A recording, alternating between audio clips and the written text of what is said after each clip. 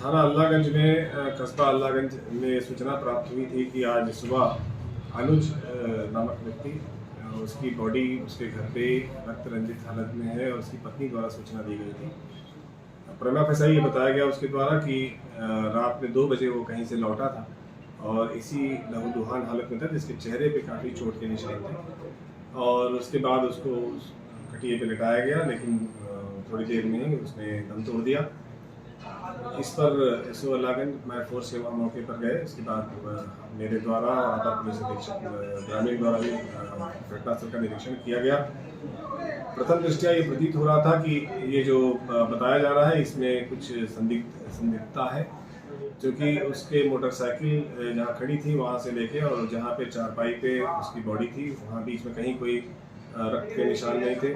और उसके अलावा ये भी दिख रहा था कि उस हालत में कोई व्यक्ति अकेले मोटरसाइकिल चलाकर कहीं से भी वहाँ घर तक नहीं पहुँच सकता।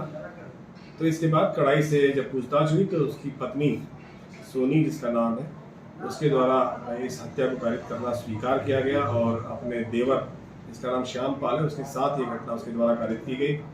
इसके लिए पहले से इनके द्वारा योजना बनी थी, इनके आपस में अवैध संबंध थे और ये जो मृतक है अनुज, ये बाहर 3 महीने के लिए गया हुआ था और ये मिस्त्री का काम करता था, मैकेनिक का। तो इनके द्वारा